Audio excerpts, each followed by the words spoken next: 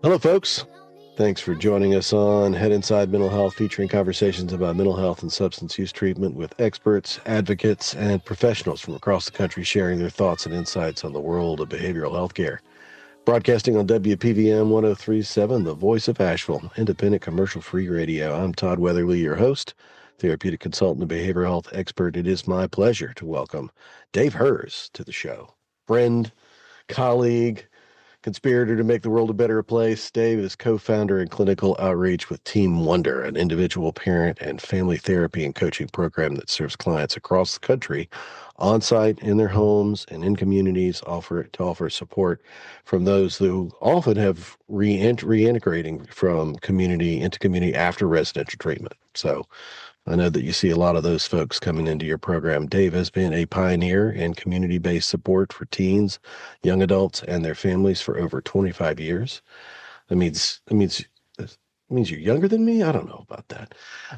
With the background in education and psychotherapy, Dave began his career as a high school teacher at a small alternative high school in Boulder, Colorado, rooted in connection and mutual respect between students and staff. That spirit of authentic relationship building has guided his work ever since. In 1998, he became the first hire at one of the country's earliest residential transition programs for young men ages 18 to 25. There, he discovered a deep passion for mentoring emerging adults and supporting families navigating complex transitions. In 2000, David founded Confident Living, a groundbreaking non-residential program for teens and young adults returning home from treatment. This program later became Vive Family Support Program, which, under Dave's leadership, expanded to 9 cities nationwide. Laid the work for the foundation of much of what he does now, considered best practice in aftercare and wraparound support.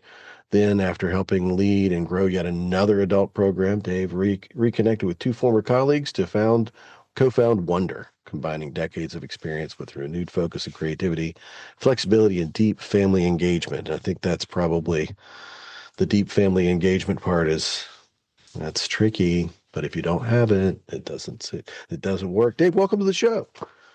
Thank you for having me. It's a pleasure to be here. I'm so glad that you were able to make time in your busy schedule serving families across the country. You and I, when we get together, it's hard for us not to just like gab our way through, the past of treatment, the future of treatment, what's going on currently. And that's what I love about you. And I think that Team Wonder probably represents a service in the world that there's not enough of. And frankly, at various ends, it's great for families that might be returning from treatment and reintegrating, but it's also good for families that might be on the cusp of needing treatment. But if they had that little bit of extra support in community, they might be able to work it out differently. Um, when you've got families that are kind of gone through what I call the gauntlet of treatment, and maybe they finally landed on something that worked well, and they finally got the family coming in. Like, tell me about the model. You've got, the 25 years of experience and many programs at this point in time. What is the model that you've landed on that you use there at Wonder?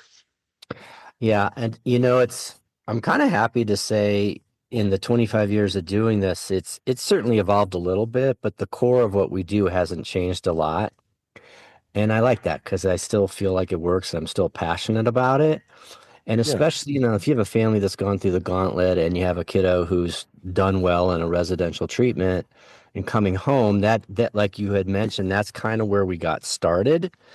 And we do work with families with kids haven't gone away yet at all. But when a kid's coming home from treatment, our model is basically, and we tailor it to each family's needs, but the general model is it's a family program, and they get 2 coaches. And all of our coaches are clinicians, but we call them coaches because we're doing more than just in fact, we don't even do in-office therapy. There's a lot of real-world stuff going on. So we use the term coaches. The parents get a coach, a parent coach, and the kids get a coach as well. We call an individual coach. These are 2 separate coaches on our team working together to support the family. And the parents are typically working with their coach virtually because parents, it's just easier for them to meet virtually, but it is a local parent coach. And they're working on, and so They're working on a lot of stuff. They're working on managing their own anxieties, not falling into old behaviors that they were doing before their kids went away, helping them stay in relationship with their kids as they return home, and helping them with boundaries and home agreements if they need them. And while that's happening, the kids have a coach. And again, we're really working with them on taking what they've learned in program and helping them apply it in the real world. So they're meeting in person and they're out and about doing whatever it is that they need to be working on, whether that's finding a job, working on finding a healthy social group, working on anxiety issues, all sorts of things. But they have this side by side coach that's working with them in real time. And then the third component of our model is family work, which you were hinting to. It probably is the most difficult, and I agree with you, it's probably the most important. And in our model, both of those coaches, the parents coach and the kids coach, we come together once a month minimum into their home with the whole family and do family sessions. That's our model in a nutshell. And and when you do the family sessions, I know you got a lot of interesting ones out there. And the thing that I see on my end, because a lot of times we're this front end, right? And all the uglies are there, emerging family dynamics and the kids' anxiety or whatever it is. They're all kind of front and center, and they start to do some of the work. And then different programs have various levels of family support. Some have a real engaging kind of family and robust family program. Others, they tip a hat to it, but they don't really kind of step full in to giving the family the kind of support they need. So you're catching people at all of these levels. When a family gets to this place where they know something, they don't know nothing now. They've been through an experience. They want it to be different. They recognize some of the work is on them to do. What's the first hook? What's the first grab for a family that really makes them, kind of like invest in the work that they need to do as an entire family, not just like my kid needs help and all that kind of stuff. Like, what's the hook for moms and dads that you think really gets them invested? That's a good question. I mean, I think right from the get-go, it can start right in the admissions process. And, a lot of families, a parent will ask what your success rate is, which is Hmm. a fair question. It's Yeah. difficult to answer. I mean, we don't have data. It's been very hard in the home non-residential wraparound world to measure. But what I can tell Yeah. parents in admissions, which I do a lot of admissions and been doing it 25 years, I can tell them, I don't have exact data, but I can tell you the more you as parents participate in this program, the higher our success rate will be. And 100%. I just know that. And then I'll take it a step further, which is, and that's not just working with your parent coach, but also showing up for the family meetings and committing to those. Our success rate goes up. So I think that's the first hook that gets parents to buy in. And like you said, some of these parents have had their kids in programs where they have been doing some work, which is great. They're a little easier to hook. Some parents who haven't really done any work and it's been all on the kid, it might be a little harder. But I think if we can really let them know that if you want your kids to succeed, you need to participate in the family sessions, it gets them more motivated to do it. Yeah. And I wonder if you see this. I'm sure you do. And maybe it's hard to pin down, but where's the aha moment that happens for families in your mind? Like, it's like you get their investment, they participate and everything else, but there's a turn, right? There's Mhm. this moment where moms and dads are like, "Oh, wow." Like in your experience, what's the most common aha that parents like where the I just didn't realize, even though they were educated about it, they were told about it. Where's the aha territory that you see most families get? Let me just clarify. So, I mean, when they're working with Wonder, where they have an aha moment where they're like, oh, I see what this program's about. I'm really bought in now. Well, and I see what my role as a parent needs to look like as well. You know what I mean? Like, Yeah. where's that groundbreaking moment where their feet finally touch the Ah, ground about That this thing, Yeah, got it. Got it. It's a good question. So I would answer that latter question It's usually when we can support, when the parents, this is just one, but it's pretty common, when the parents have been working with their parent coach and they've held a boundary. And by holding that boundary, they see something positive happen in their child.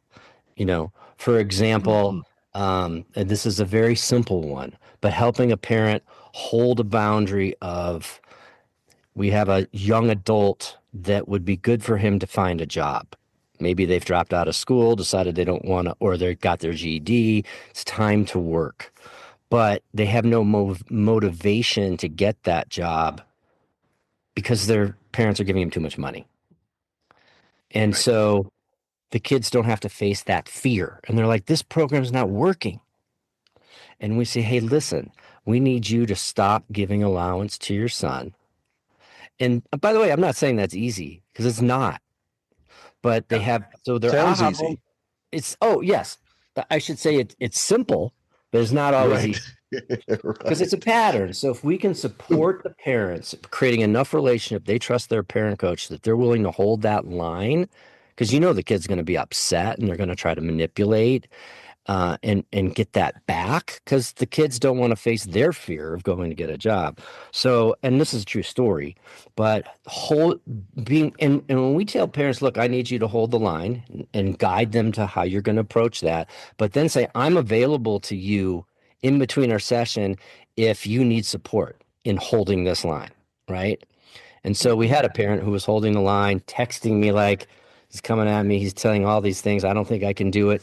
And we just say, you can do this. Just say, I'm not giving you any more allowance. You can work with your wonder coach to find a job. Right. And then they hold that line and don't give in to their kids. And then the next thing they see is the next day or whatever, next couple of days, the kid meets with his coach and they're out job hunting. That's an aha moment for the parents. And actually it's a confidence building moment for the parents. Yeah. So, I always say we're a confidence building program, not just for the kids. So, and then you have a kid now who has went and gotten a job and feeling really good about themselves. And they're not mad at their parents for creating that boundary. In fact, now because they feel good about themselves because they've had a success, they're much more open with their parents. And all of a sudden you see relationships start to get better. So I think for a parent, if we can help them build confidence in some way, and a lot of that is in the beginning holding a boundary. I had this experience with a family I've been working with, and there's suicidal ideation stuff that we see our young adults and adolescents deal with a lot of these days, and had a hospitalization and all that, and we're getting to the other side, and we're starting to hit the kind of more of a transitional end. Still a lot of clinical care, but we're touching back home, doing some integration work, going back to school, etc. And I texted the mom one night. I said, "Look, the big challenge for parents in this stage is really knowing the difference between being trusted and being liked. Mm-hmm.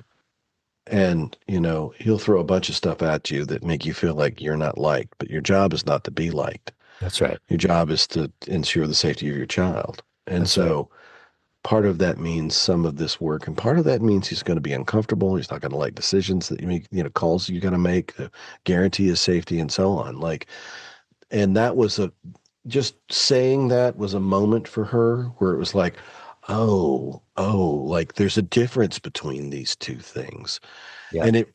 And as you like, just like the story you're telling, the result is that the trust wasn't compromised. He still felt safe around his parents. Yeah. Still felt like they were people that were taking care of him, but he also had to turn to his providers and be like, now I've Exactly. got the work to do.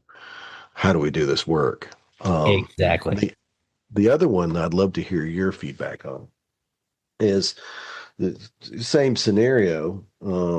Kid goes to some first days of PHP, uh, where he's already done some intense work, but then they're starting to dig in and they're starting to like do some of the nitty gritty and develop a relationship, and it's a new clinical relationship and everything else. Comes home at night and is just crying in the floor, just the day's been that hard for him.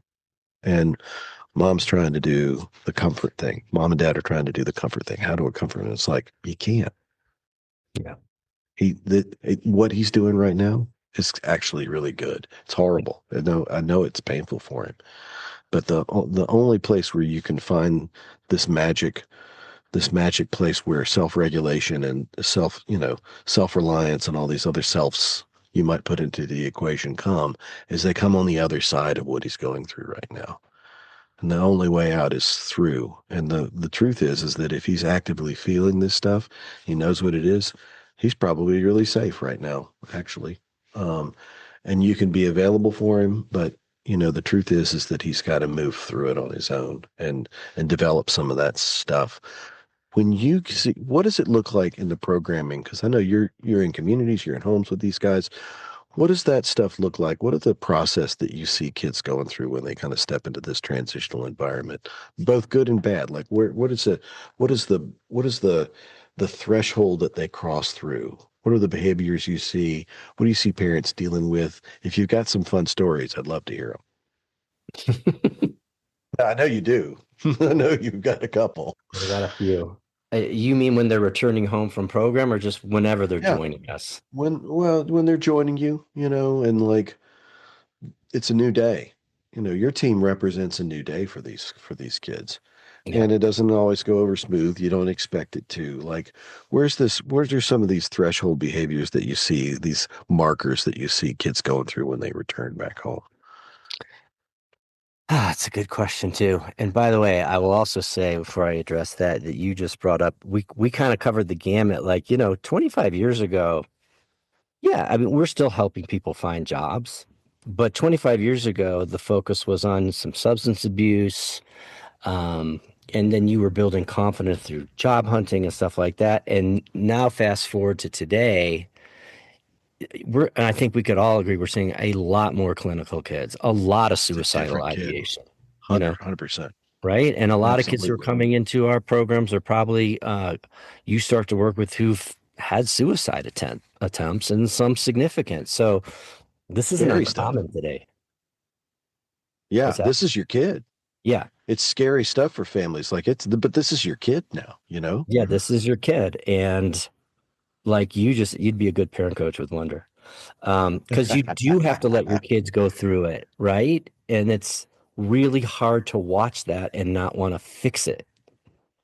But that Oh that yeah. never works, right? And if you can just really just empathize with them and let them go through it, it's a really important catharsis. And I think what we'll see sometimes in our model, which can make parents feel a little bit better if they're having epic meltdowns or it's scary, is that um, my hope is that that kid, because he has a really good relationship with his coach, he'll reach out to his coach and say, I'm having a really crappy day. Right. And instead of going to parents to For fix it, him. just like, yeah, for him. And so that coach can show up and that coach isn't going to fix it either, but at least be right there, you know? Hmm. And, I've had parents call up their parent coach going, I don't know where my son is. I know he had a bad day at school. Now he's disappeared. I am absolutely freaking out. And that parent coach then calls the kids coach who's like, I'm with Jimmy right now. Yeah, he's having a bad day, but we're together. We're working through it. Well, you could imagine a parent, right? Just like, okay, I can breathe. I know that coach isn't fixing his problems, but he's guiding him right now or her. And that can really help parents manage their own anxiety too. So, Yeah. And they need an anxiety break, like just yeah, the level of anxiety they experience at the kind of little moments. I can't. Where's yeah, my son? They had a bad right, day. right. They're upset in their room, whatever it is. Like Yeah, they're really attached to this experience, and they're hijacked. they're I think hijacked. Yeah. getting past being hijacked is it's tough for a It's, parent. I call it warrior work, right? Yeah, I mean, yeah, it is work. Wow, yeah.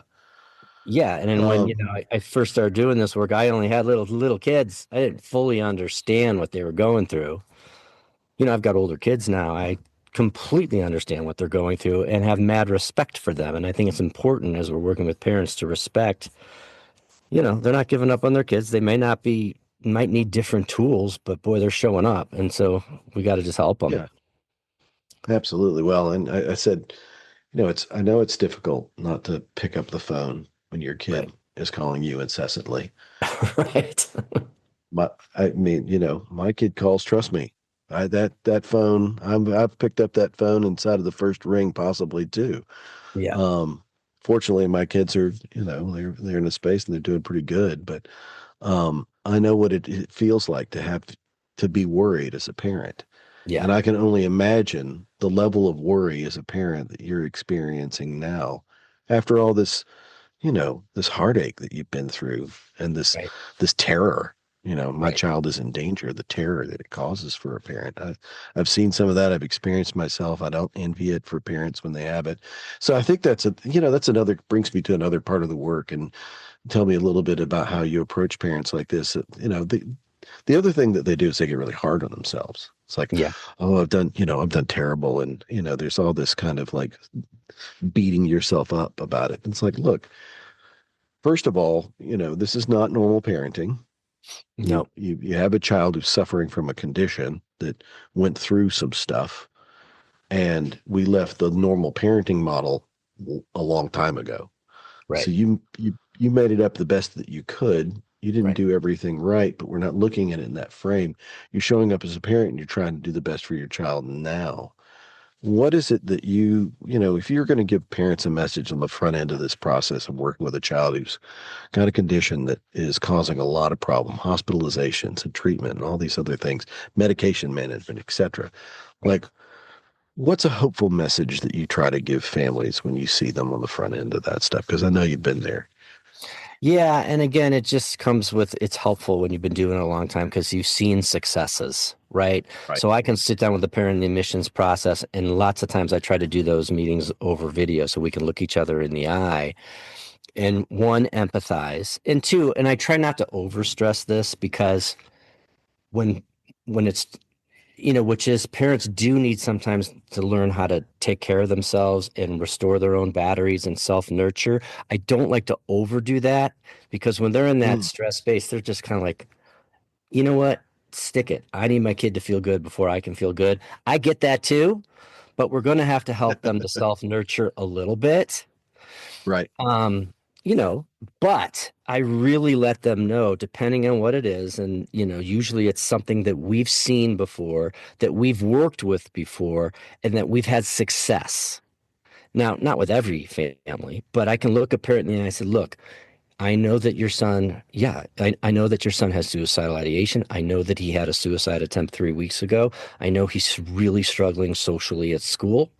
And da da da. And I want, we've worked with kids like your son, and I've seen it work. And I really look at them like, and I want that I am just, this is not a line. Now, I can't guarantee it's going to work with you all, but again, the more that you all as a family can come to the table and you guys can show up and we're going to support the hell out of you, we have a really good shot to help your child. And I think Yeah. that helps parents knowing that we've worked with kids like theirs. Oh yeah. Well, and that I think that a lot of the mental health treatment world that hasn't participated at the levels, the private pay world and, where we see really good treatment take place and programs like yours come in and provide a lot of good support because, when they integrate home, that's where the rubber meets the road, really. Right. If you haven't seen any of that stuff and all you've seen is like hospitals and community mental Right. health, That's right. like you don't think anything else is possible. You Like don't. you don't have a model for what that's supposed to look like. Right. And to have someone like you say, look, sure, in a world, there's no guarantees. This is behavioral health. Things can go awry, but we've seen it work before. We know the markers. We know the tools. We're going to That's right. give you those tools. That's Like, right. what is it? What kind of change do you see in parents' attitude when they start to cultivate hope? What is it? What do you get to see on your end? In the family system. Mhm. Yeah. I mean, well. First of all, I'll start with the kid. So if we kind of go back to that 18-year-old who had dropped out of high school, failed the GE test and said, screw it all, Right. um, and said, I'm not going to get a job because they're all stupid. Well, that was just fear, right? So Mhm. um, where I saw with that family was, first of all, and so back in the old days, I was the coach, right? So I'm working with this kid. The parents did hold the line and cut his allowance. So he was really motivated to get a job. And the reason is because he had this car that he loved. And if he didn't have Right. money, he wasn't able to put, it was like this old dot. Do you remember it was an Acura Integra. Do you remember those at all? Oh That might be yeah, before your yeah. time. And he No, had I one. look. I know the Acura Integra. I mean, those are good. They were sporty little cars. Yeah, and this is a high school kid was like way into this and putting money into it, and so, um, but you know what? He has serious anxiety. I mean, this kiddo had serious anxiety. That's really what it was. Sweetheart kid, adopted from age 6 from Korea, and just had massive anxiety. And so I built a relationship with him, and that you a lot of times with I don't know. For me, working with young adult boys, it was always around food. Let's go get something to eat, Right. you know? And Yeah. and so he was a great athlete in high school, really good athlete. So long story short, and I knew he didn't want to be around crowds. So his we started applying and he got a job, which was a big deal for him. He was running the scoreboard for adult softball leagues in Boulder. And he literally sat in this little shed and out in the scoreboard in center field all by himself. But no stress, Right. right? Doesn't have to And interface with so, the crowd. yeah, but he was feeling good, right? And the parents were shocked that he had a job. But where it really took the next turn was he called me up. This is what made me so happy. First, so we weren't texting in 2000. I don't think. No, we weren't texting yet. Barely. Not really. I Not don't think we yet. were. So he calls me up. He's like, Dave. I'm like, what? He's like, I got my first paycheck. I'm like, that's awesome. So, okay, so here's another success, right? He got a paycheck. He's beaming. You can hear it through the phone. But then his next word is, what do I do with it? Right? And I'm like, you put it in your bank account. He's like, well, I don't have one of those. So my next thing is I'm all about building successes, right? So I'm like, well, let's go get one. Are you available now? He's like, yeah, like I'll pick you up. We'll go to the bank. We'll open you up an account. So again, we're just like, I'm not doing it for him, but I'm right there. Like, let's go in the bank and we'll open. So again, boom, there's another success.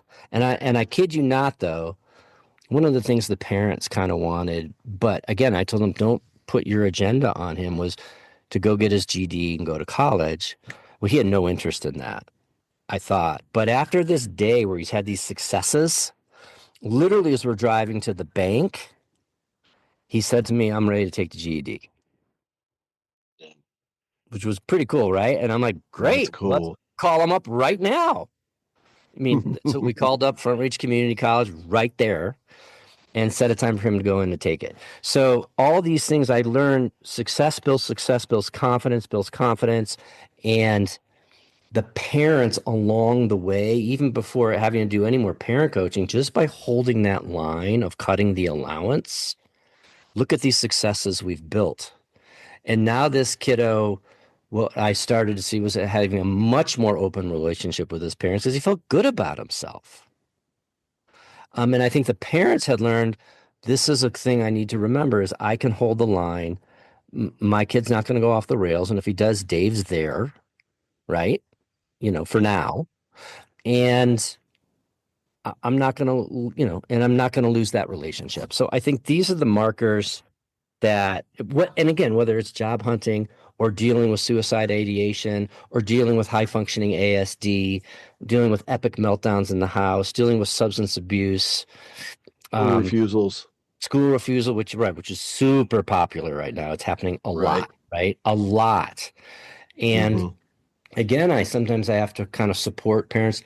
We're probably not going to be able to get him to go to school tomorrow. We got to build a relationship. But if we can build that relationship and help them start feeling good about themselves, something could be totally unrelated to school. Maybe this kid hasn't left his room in 6 months and we're just going to go get breakfast.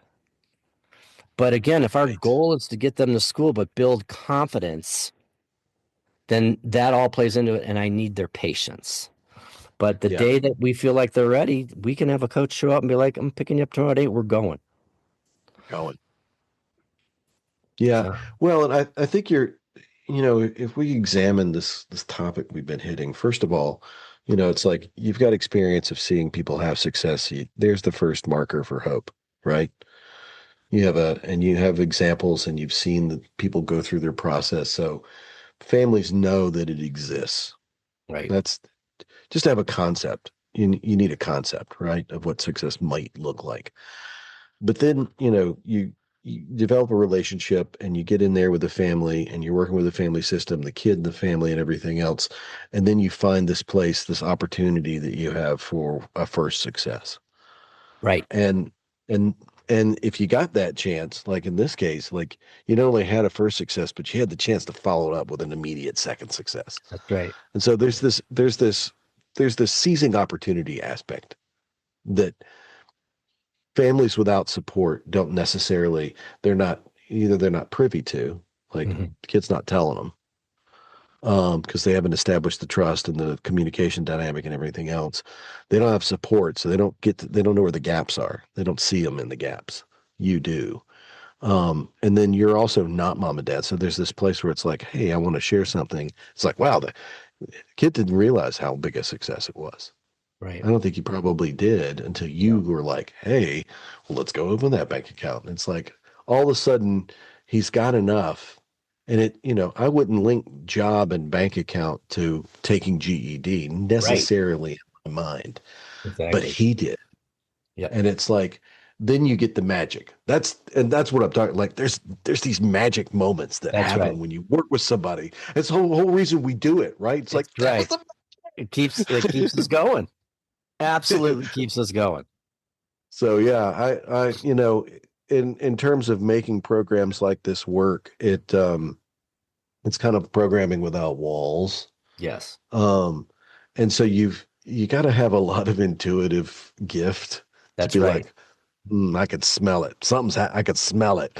Something's happening, or there's an opportunity here. And I think with 25 years in the game, I've got 30, but not in the same way. And that doesn't mean that I'm older than you are. I just want to point that out. You definitely don't look older. You look way younger than me, man. See, I'm just trying to keep it young. Dad was a baby face, right? But like, you develop a sixth sense Well, for that's what's I, going on. you're I really appreciate you bringing that up because I've learned that too in the 25 years doing this and when we're hiring coaches for the kids Hmm. is you can't teach that intuitive piece you just mentioned. You either got Yeah. that and you don't, and I'm looking for people that have it where we can give them permission to use it. And Yeah, took me a while to absolutely. figure that out. I thought you just can coach anyone to have that kind of sense of all right, well, maybe, yeah. How to connect, oh, maybe we should go do a softball job or I should show up here. You're exactly right. You need to find people who have a therapy degree, but also know how to intuitively connect with kids and then have these ideas on how to build confidence. It is Not intuitive. everybody with a therapeutic degree has that either, No, they don't. so Yeah, it's very true. that's another show. We could spend time on that on another show. Well, I will say though Um, that if we do have sometimes if I have to remind coaches like you need to, especially in the first month, you need to leave your therapeutic toolbox on the shelf. This is all about connecting with kids, and they're going to test you, and you need to 100%. pass the test before you can even consider maybe doing any kind of therapeutic type And you stuff. don't have a tool for that. That's right. That's right. That's If you right. show up genuinely and authentically, then that's going to be it. And That's right. I think there's some of us we just don't know any other way to show up, so that Yeah. works, Yeah. right? Yeah. That's true. Um, so don't start pulling out all your tools first because they're going to skip past all those and go straight to your spine, the core of your existence. That's exactly right. and figure out if you're for real. Got that So, right. And if you're not, I promise you they're not showing up for the next meeting. oh yeah, well, you probably agree with this statement, but my first job coming out of college was working with at-risk youth, young boys, court referred, the old days, early 90s. Mm-hmm. And I always say this is like, I've got a master's degree, I've got all these years of experience and everything. So it's few people that taught me more than those boys did Yeah. my first 2 years in the field. Right. Few, I can reflect on few experiences that were more educational than that right there. I couldn't agree 100%. more, man. Couldn't agree more. Dave, it's always good to see you, man. I'm so glad that you were able to make time to be on the show today. Dave Herz with Team Wonder. Thanks for joining us. This has been Todd Weatherly on Head Inside Mental Health, WPVM 1037, the voice of Asheville. Dave, we'll see you again soon, I hope. Thanks for doing all the good work you're doing. Thanks, Todd. It's an honor to be here.